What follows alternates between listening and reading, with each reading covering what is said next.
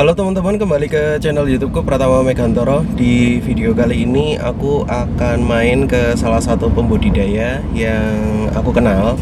Dan apa ya, istilahnya aku pengen sowan main-main ke beliau, ngobrol soal susah dan senangnya ketika budidaya lobster air tawar itu kayak gimana.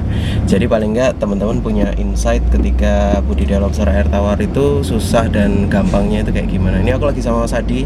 Mas Adi ya. Lagi sama Mas Adi, jadi ya kita kesana dulu ya.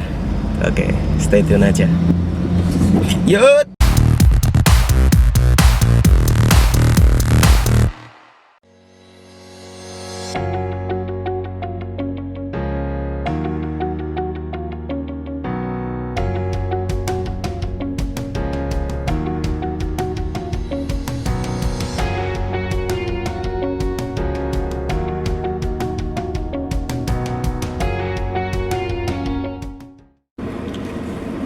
Udah sampai di tempat T.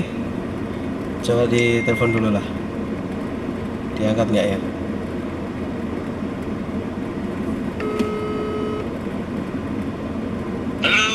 Halo Mas, aku udah di depan. Udah di depan lagi, siap. Ya, yuk, siap. Ayo ke sana langsung.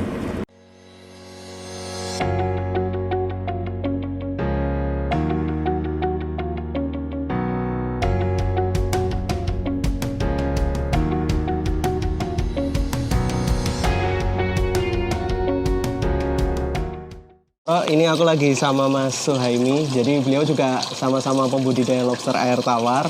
Kebetulan kita bukan mitra ya. Bukan.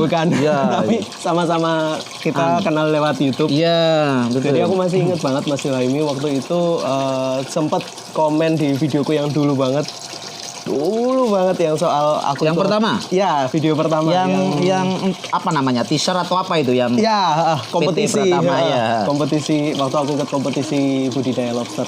Nah, aku pengen banget sih mampir ke sini. Aku pengen nunjukin kalau teman-teman itu kalau misalkan budidaya lobster air tawar di media apapun juga masih bisa jalan. Nah, ini salah satunya adalah Mas Suhaimi. Mas Suhaimi mulai budidaya itu sudah sejak kapan? Tepatnya itu Mas. 2019 bulan Juli. Bulan Juli. Iya, berarti sudah 1 tahun lebih ini ya. Iya, sudah 1 tahun lebih. Susahnya apa, Mas?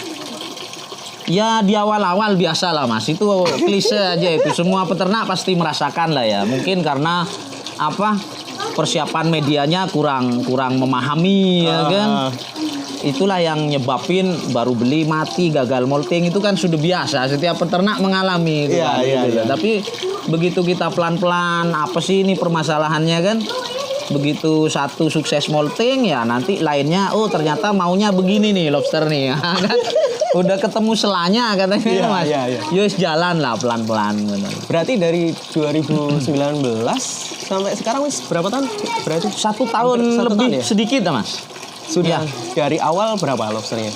Pertama kali saya mulai dari 30 ekor. 30 ekor indukan. Nah itu berkembang. Kalau yang mati-mati awal nggak usah dihitung lah ya. Dari 30 ini dia bisa berkembang betelur maksudnya ya. Nanti betelur pun buraya bermasalah masih netes mati gitu kan. Aduh, jadi meskipun 1 tahun ya bisa nambah indukan cuman segitu gitu kan. Sekarang sudah punya 400 ekor indukan itu ya dengan bersusah payah gitu. Jadi mungkin kalau teman-teman nggak tahu, aku sama Mas Suhaimi ini sama-sama pembudidaya yang nggak terlalu aktif di komunitas Facebook ya. Iya. Kita nggak terlalu aktif. Jarang-jarang lah komen gitu. Jarang banget kita komen. Ya. Kita biasanya sama-sama bikin video di YouTube ya. Sama-sama bikin video di YouTube. Kita sama-sama kasih edukasi. Oh ya, channelnya apa Mas? Al-Ghifari Suhaimi.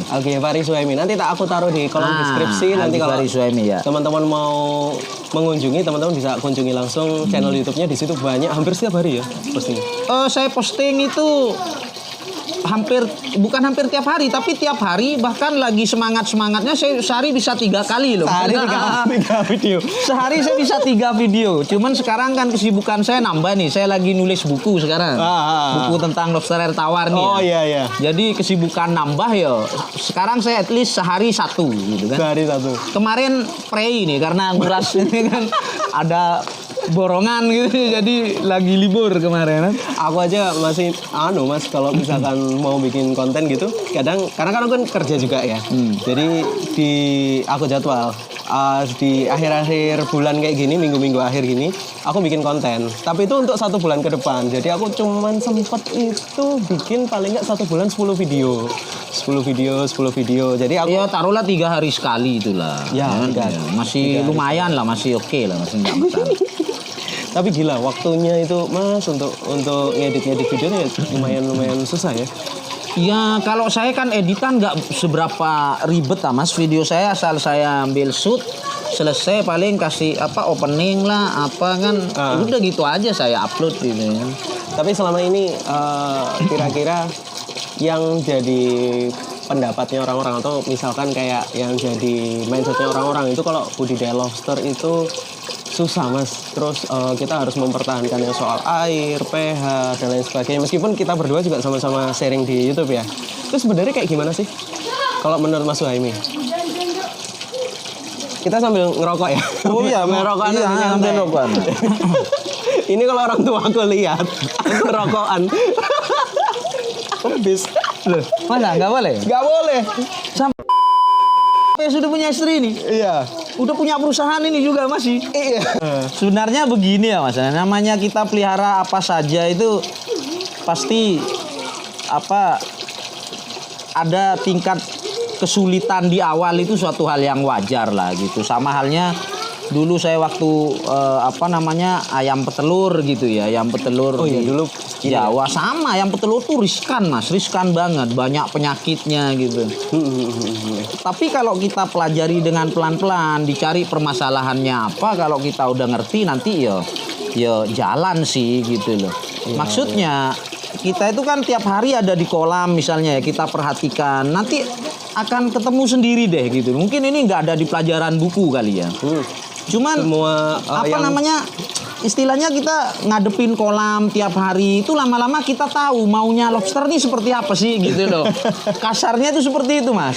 Maunya ini diapain ini gitu loh lobster ini. Karena banyak literatur yang ada di internet sama di grup-grup itu banyak yang bertabrakan dengan faktanya yang ada di lapangan ya kan. Iya kalau itu ya. Makanya nanti kalau misalkan Mas Al-Ghifari sudah ngeluarin buku, nanti di share di YouTube biar teman-teman mungkin bisa bisa langsung akses gitu. Oh iya. Sekarang sebenarnya lagi finishing aja sih, lagi nyari percetakan itu loh untuk dicetak kan. Oke. Prinsipku itu Mas, di mana ada kesempatan hajar kan. Seperti itu kan. Betul. Lobster air tawar udah jalan 1 tahun nih. Yang nggak pinter-pinter amat juga sih gitu. Pokoknya udah jalan aja kan. Kita bisa nulis buku. Tulis aja. Asal siapa tahu ini kan nanti buku bisa bermanfaat untuk teman-teman gitu kan. Siapa tahu kedepannya saya juga bisa kayak jenengan buka pelatihan atau apa kan bisa bermanfaat juga kan seperti itu. Iya. Tapi sih jauh nek jenengan kan wis perusahaan ini kan. Kalau ini kan masih rumahan ini kan. Jangan gitulah. Cuman ada plus minusnya sih Mas. Kalau misalkan kita buka kayak aku gini ya, aku kan open perusahaan ya. Otomatis koordinasi juga sama banyak orang. Iya. Dan penjualan pun juga ini kan aku sebenarnya kerja sama juga sih Mas sama beberapa PT yang fokus ke pembesaran. Itu di Jawa Barat.